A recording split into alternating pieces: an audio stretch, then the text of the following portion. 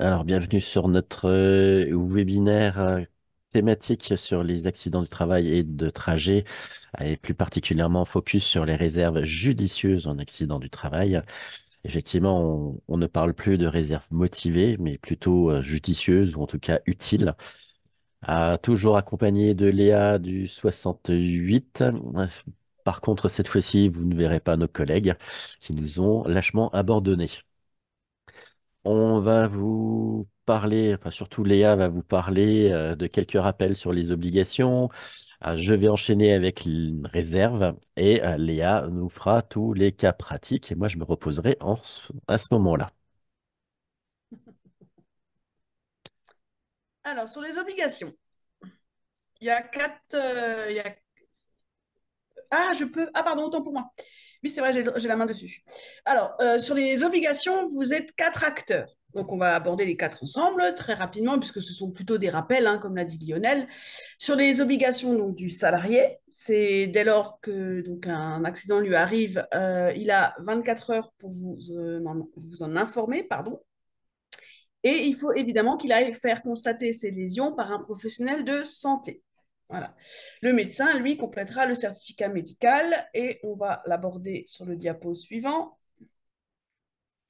Donc ça, c'est les obligations du médecin qui, lui, va établir le fameux certificat médical initial qui comportera les lésions, les séquelles éventuelles et les dates de soins. Si besoin, il émettra un certificat médical de prolongation. Le certificat médical final, lui, il sera établi lors de la guérison ou de la consolidation et décrira les conséquences définitives liées à l'accident. Et ensuite, il est aussi possible qu'il y ait une rechute après guérison ou consolidation. Il faudra bien que le médecin coche à ce moment-là qu'il s'agit d'une rechute. Et enfin, il complétera la feuille d'accident du travail que vous aurez imprimée au préalable à l'assuré pour qu'ensuite il puisse se rendre chez tous les praticiens professionnels de santé, hôpital, pharmacie, qui rempliront du coup la feuille d'accident pour la prise en charge à 100% des soins liés à l'accident. Sur vos obligations à vous en tant qu'employeur, elles sont de l'ordre de trois. Donc déjà, vous devez nous déclarer à nous, caisse primaire, tout accident dont vous avez connaissance dans les 48 heures. Voilà. Donc si, exemple, l'assuré, il lui arrive quelque chose le vendredi soir encore sur la ligne de montage à 20 heures et vous êtes déjà parti, et il vous prévient lundi matin, c'est à compter de lundi matin quand il vous aura prévenu que vous avez 48 heures pour nous faire parvenir la déclaration d'accident de travail. Je l'ai dit avant, vous devez lui délivrer la feuille d'accident qui sera automatiquement remplie et à imprimer lors de la saisie en ligne de l'accident de travail. Et en cas d'arrêt de travail, évidemment, il faudra que vous nous fassiez parvenir, ça tombe sous le sens, les attestations de salaire pour le paiement des indemnités journalières. Pour nous, caisse primaire, on a également des obligations. Très rapidement, on va constituer un dossier et lui attribuer un numéro de sinistre. On va en informer la CARSAT et l'inspection du travail pour tout ce qui est après toute cotisation, prévention et tout ça. On va procéder aux investigations nécessaires, c'est ce qu'on appelle donc l'instruction, et ça ce sera en fonction éventuellement en partie ou pas forcément par rapport aux réserves que vous aurez émises, dont Lionel va vous développer tout ça après. On va devoir respecter le contradictoire avec les différentes phases, tout ça. Et enfin, en cas de reconnaissance, ou pas d'ailleurs, on va devoir verser les indemnités journalières dès lors qu'il y a eu un arrêt de travail, en risque maladie si l'AT venait à être refusé et en risque AT si l'AT était reconnu.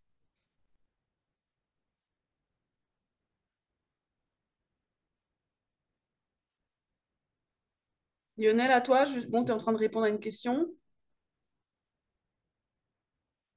Oui, je suis à vous.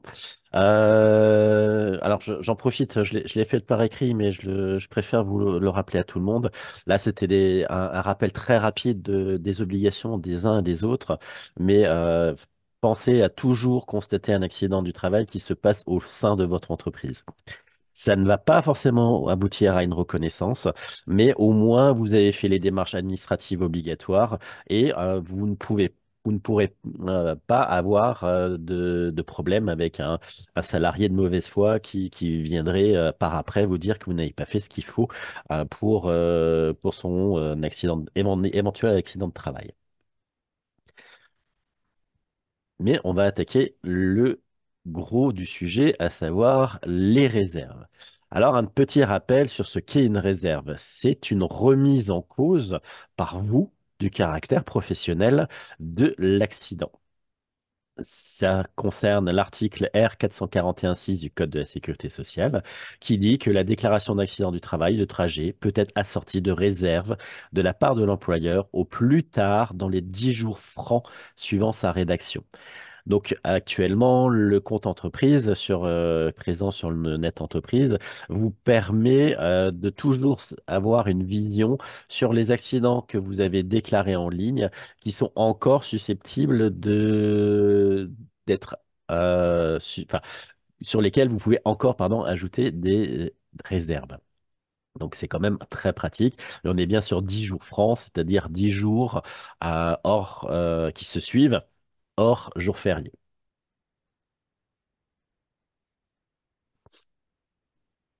Alors, sur quoi vont porter ces réserves? Eh ben, en général, et en tout cas le plus évident ou le plus fréquent, ça va être sur les circonstances de temps et de lieu.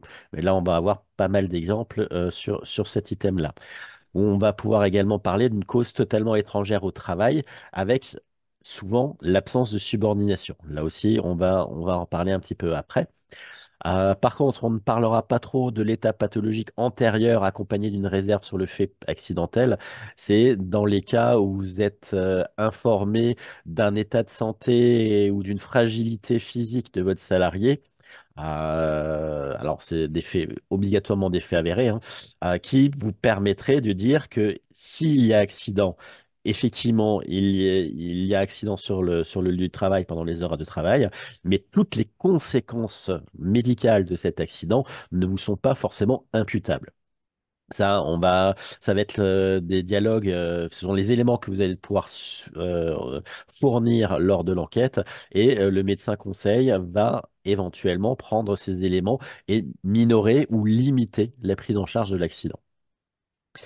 Euh, Dernier item le plus fréquent, c'est l'absence de témoins motivés. On y reviendra plus tard, mais un exemple typique, c'est que si votre salarié vient déclarer un accident de travail alors qu'il travaille en équipe, hein, qu'il est normalement qu'il travaille au sein d'une équipe de plusieurs personnes ou dans des locaux avec d'autres collègues, et que aucun de ses collègues n'a été témoin de l'accident. On est là sur une réserve qui est parfaitement entendable, qui va mettre en doute le fait accidentel. Dans ces cas-là, on aura forcément recours aux investigations. Donc, on va reprendre les items les plus fréquents et on va parler un petit peu plus avant du motif. Le salarié n'était pas sur le lieu de travail au moment supposé de l'accident. Bah, par exemple, si votre salarié déclare un accident alors qu'il n'a pas badgé sa présence. Pareil, si l'accident a eu lieu en dehors du travail, euh, pendant un entraînement sportif ou très très très fréquemment le match de foot du dimanche matin, qui se traduit souvent par un accident au genou le lundi matin au travail.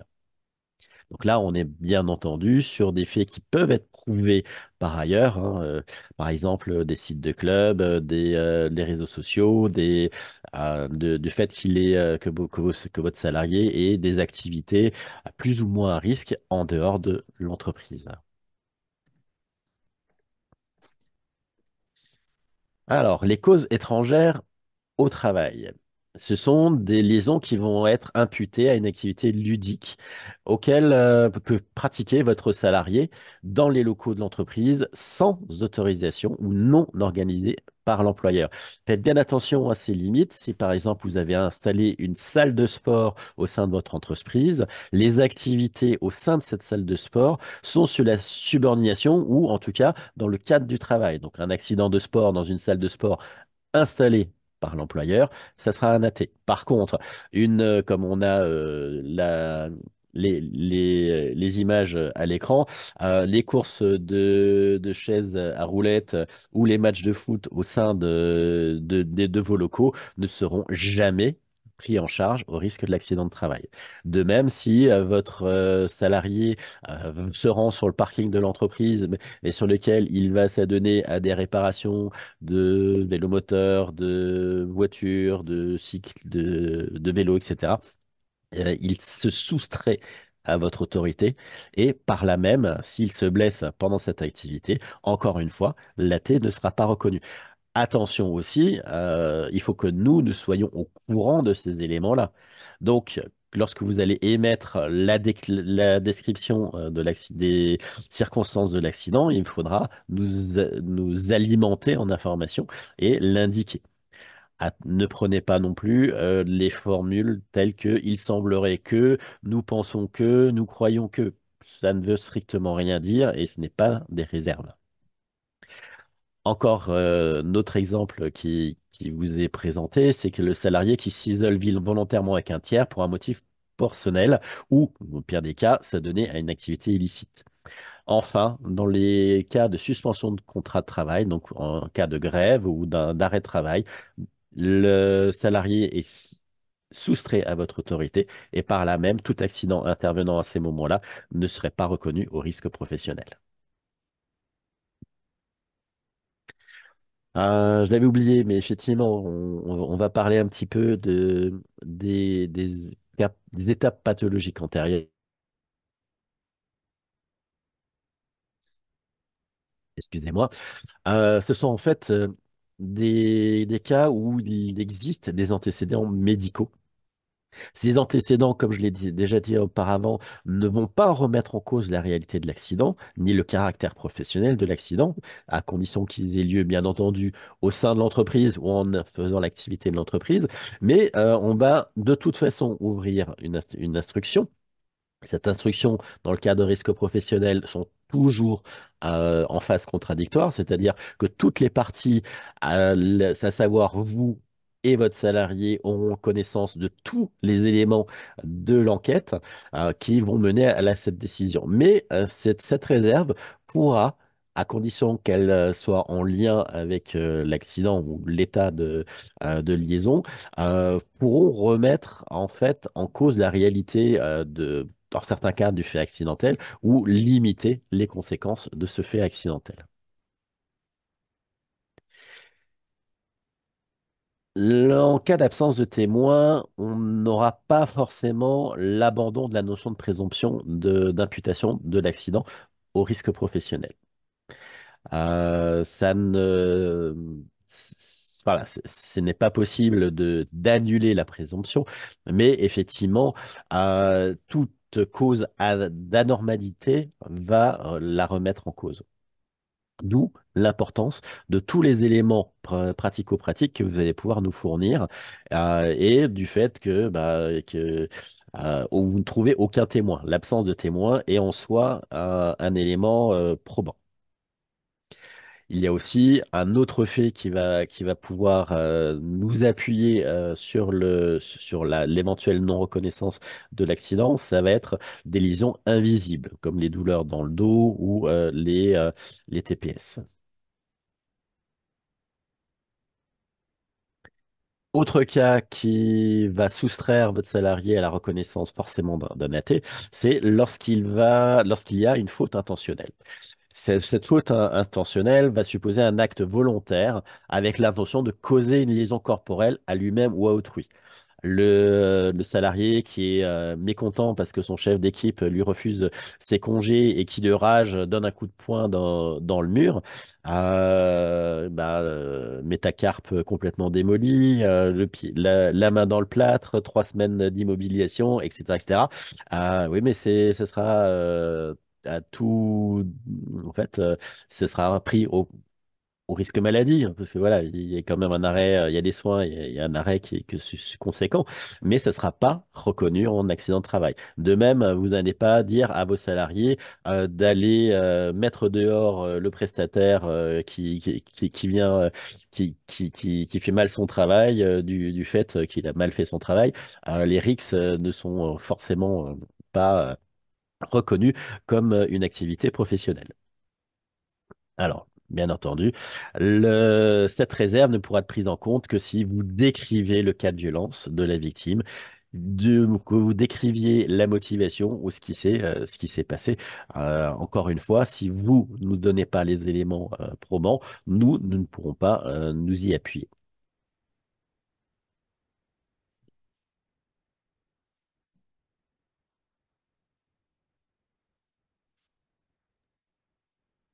Bien, Alors, tu veux que je prenne un peu le relais ou ça va? ça ira parce qu'après tu prendras un long relais. De toute façon, j'ai bientôt fini. On va parler des motifs un petit peu particuliers qui sont d'abord l'accident de trajet, puisque il est, il est devenu très difficile de porter les réserves sur la notion de trajet protégé. Parce que, en fait, il va falloir vraiment prouver que votre salarié a éventuellement fait un détour inhabituel, qu'il y a eu une interruption qui n'est pas due aux nécessités de la vie. Ou alors contester sur le caractère habituel d'une résidence ou d'un lieu de restauration.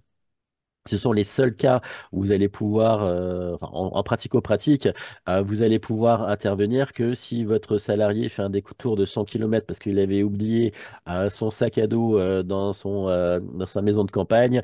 Oui, là, vous allez pouvoir mettre une réserve. S'il s'arrête à un bureau de tabac de l'autre côté de la frontière parce il avait plus de cigarettes et que avant de venir au travail ou juste après d'être parti du travail, il a fait le détour pour aller chercher son tabac et ça pouvait pas attendre. Là, oui, ce sont des réserves qui vont pouvoir être utilisées. Mais ça devient en fait il va falloir vraiment prouver qu'il y a une inhabitude, qu'il y a une interruption non liée à la vie courante ou à les obligations familiales, ou qu'il n'y ait pas du tout de caractère habituel dans le déplacement qu'il utilise. Le fait qu'il n'utilise pas le trajet le plus court entre le domicile et le lieu de travail et inversement, ou entre le lieu de travail et le lieu de restauration, n'est plus depuis très longtemps une réserve entendable. Un focus également sur l'accident de mission. Je vous rappelle que en cas de mission, votre salarié bénéficie de la présomption d'imputabilité à partir du moment où il quitte son domicile et jusqu'au moment où il revient dans son domicile. Autrement dit, il va être protégé en tout lieu où s'exerce la mission, pardon.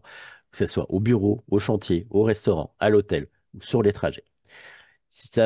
Il va être protégé entre les relations entre la mission à partir du domicile du retour, donc ça je l'ai déjà dit, et également dans les trajets jusqu'au lieu d'hébergement imposé par la mission. Le temps de travail dans le cas de mission est celui qui recouvre la mission et non le temps réel d'accomplissement des fonctions. Donc, en résumé et en pratico-pratique, lorsque vous avez besoin d'émettre des réserves pour un salarié qui est en mission, il va falloir chercher plutôt sur le fait que votre salarié s'est soustrait à votre autorité ou que l'activité dans laquelle il a eu son accident n'a strictement aucun lien, même ténu, avec le travail. S'il a un accident de crevette sur un repas avec des clients, eh ben, c'est désolé, mais il y a un lien avec le travail puisqu'il est avec des clients. Donc la réserve, vous pourriez l'émettre, mais elle ne sera pas recevable, par exemple. Le télétravailleur, un petit rappel, à domicile, le lieu de résidence du télétravailleur est considéré dans sa globalité, dont ses dépendances, que ce soit la cave, le grenier, le garage, la cour, tout est considéré comme un lieu de travail. Par contre, hors domicile, un lieu terre de confiance peut être aussi un espace de travail. Bon, effectivement, en exemple, on va vous montrer un coworking ou un espace de travail partagé. Mais l'hôtel, le café ou la chambre meublée utilisée par votre salarié peut être un espace de travail. Et dans le cadre des nomades, donc là, on va plus être sur une catégorie professionnelle type VRP. tous les moyens de transport vont aussi être considérés comme des lieux professionnels de télétravail. Donc, il vous reste plus grand-chose pour émettre des réserves, si ce n'est le temps et le lieu. Par rapport au temps, alors, le temps de travail est celui pendant lequel l'assuré est placé sous l'autorité de son employeur. Il s'agit de l'horaire de travail expressément noté dans le contrat de travail ou le temps badgé ou enfin l'horaire indiqué sur les déclarations d'accident de travail par vous-même. Donc, seul un accident ayant lieu à des endroits totalement étrangers, à des horaires très bizarres par rapport au travail de votre salarié, pourront être émises. Petit focus encore, c'est le travail à domicile échappe à la surveillance et au contrôle immédiat de son employeur puisqu'ils ne sont pas au sein de votre entreprise. Dès lors que le salarié prend sa pause, déjeuner, il n'est plus sur le temps ni sur le lieu du travail. Si le télétravailleur se rend alors dans un lieu de repas habituel à l'extérieur de son domicile, il sera quand même couvert par un accident de trajet, à condition que ce lieu de repas soit habituel. Par contre, s'il y a un accident de travail dans son domicile pendant l'horaire du déjeuner, ça ne sera pas un accident de trajet ni un accident de travail. Il y a, dans le cadre du télétravail, euh, encore beaucoup de latence et beaucoup d'inconnus, que ce soit dans la législation ou au niveau des jurisprudences. La notion de trajet étant exclusive du domicile, un accident intervenu avant ou après le temps de travail ne serait donc pas reconnu. Vous avez un petit schéma qui revient sur les différents cas, résidence secondaire, résidence principale, autre lieu pour motif familial, de la famille en règle générale, et lieu où le salarié prend habituellement ses repas. Donc, il y a tellement de motifs différents que je vais pas pouvoir tous vous les citer. Par contre, et c'est là où vous allez peut-être pouvoir plus émettre des réserves, c'est qu'un accident intervenu avant ou après le temps de travail ne saurait donc pas être reconnu. Si le salarié départ sur le travail dans un lieu spécifique qui n'est pas sa résidence principale, le trajet entre son domicile et ce lieu peut être considéré comme un accident de trajet sous deux conditions cumulatives. L'assuré doit apporter des éléments de preuve qu'il effectue les allers-retours entre son domicile et ce lieu fréquemment. Et en dehors des cas de pause médiane, seuls les trajets de matin et du soir vont être concernés.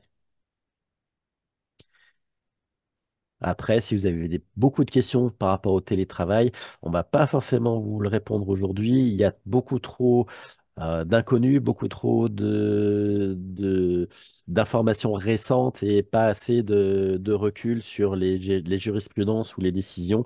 Et les cas étant tous forcément très pointus et très particuliers, il vaut mieux que vous reveniez vers nous dans un second temps, que vous nous exposiez le cas ou le dossier et que nous, en fait, on se rapproche de nos services experts et qu'on regarde ce qui s'est passé ou le pourquoi du comment.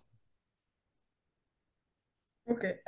Donc je prends le relais. Alors, c'est petit hein, ce que j'ai à dire, mais je t'ai laissé quelques questions, Lionel, parce que je voulais pas dire de bêtises, donc je me suis dit peut-être que tu sauras. Après, si on ne sait pas, on a vite fait de se retourner vers nos collègues experts en reconnaissance ATMP pour vous apporter des éléments plus justes.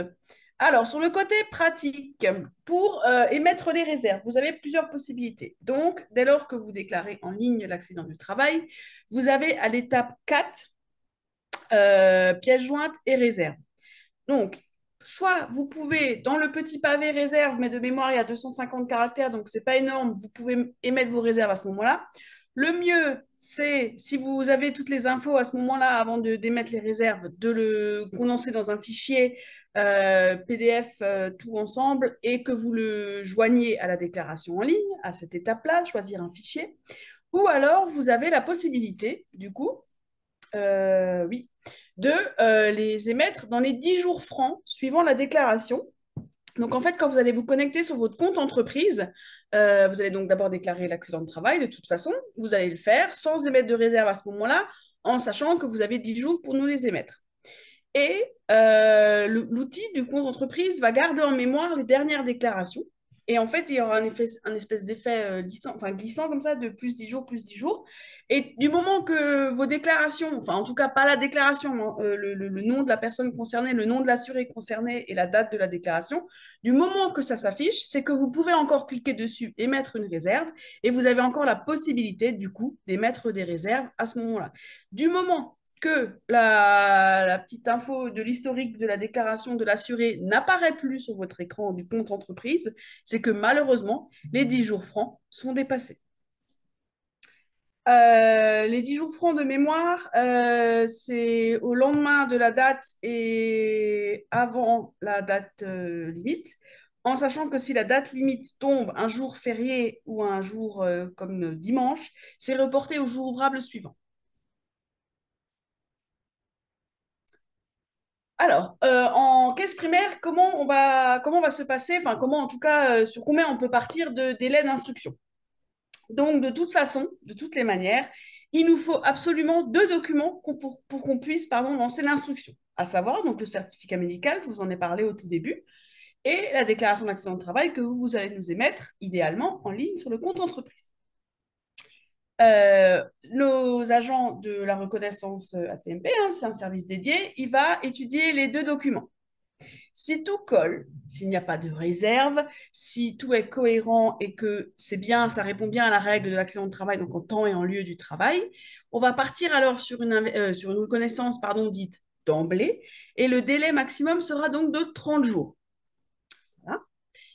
Et si par contre vous avez émis des réserves ou il y a quelque chose qui ne va pas, qui nécessite chez nous du coup de lancer des investigations, alors on va partir sur une reconnaissance maximum sur 90 jours. À noter, parce que je sais qu'en tout cas en caisse du Haut-Rhin, on a très souvent des demandes, du moment que par exemple vous avez fait la déclaration d'accident de travail. Nous, on va la recevoir. On va laisser d'abord les 10 jours passer. Ensuite, nos collègues ils vont vérifier qu'on ait bien reçu le certificat médical. On va faire une relance. Et si au bout d'un mois, le certificat médical ne nous est pas parvenu, on va alors classer sans suite l'accident du travail. Aucune notification n'est faite, ni à vous, ni à l'assuré. Et l'assuré, vous avez 2 ans pour demander la relance de l'instruction du dossier. Voilà. Je regarde s'il y avait encore d'autres choses à dire là-dessus. Si vous avez 2 microsecondes. Voilà, voilà. OK. Alors, du moment qu'il y a instruction, alors on va passer par le site QR Pro, Risque Pro. Alors, comment ça se passe? Si c'est votre premier accident de travail que vous déclarez dans votre entreprise, la caisse primaire va vous envoyer un premier courrier avec le lien de l'URL de connexion et un autre courrier quelques jours plus tard. C'est un petit peu lent, toujours, c'est vrai, mais bon, voilà, c'est les affres de la poste, hein. On va vous envoyer un petit courrier avec le mot de passe pour que vous puissiez, du coup, un mot de passe provisoire, pour que vous puissiez, du coup, créer votre espace QR Pro avec le SIRET de référence, un mot de passe et ensuite répondre au questionnaire. Si votre compte QR Pro est déjà activé, est déjà ouvert au moment d'un nouvel accident de travail inhérent à ce SIRET-là, en l'occurrence, vous allez recevoir par contre un mail sur l'adresse mail que vous avez référencée à la création du compte qui va vous dire, pardon, qui va vous dire qu'il y a un questionnaire en attente et vous avez 20 jours de mémoire pour y répondre. Et ensuite, vous avez encore 10 jours pour consulter les commentaires que chaque partie va pouvoir apporter. Autant l'assuré, enfin la victime, que éventuellement les témoins. À noter aussi, parce qu'on a très souvent, je pense, Lionel aussi dans le barin des demandes, si par exemple vous gérez plusieurs sirettes et que vous avez la possibilité de condenser tous vos sirets sur un même compte. Mais vous ne pouvez rajouter un nouveau siret à votre compte actif que s'il y a un questionnaire en cours référencé sous ce siret. Tu hausses les sourcils, Lionel? Pardon, je t'écoute pas, Ah, ok, je d'accord. lis Ok, les questions. je croyais que tu réagissais à ce que je venais de dire. Donc, voilà. Donc, si vous voulez rajouter des sirettes à votre espace ou en supprimer, vous pouvez. Les céder, vous pouvez. Et les rajouter uniquement en cas d'une instruction en cours.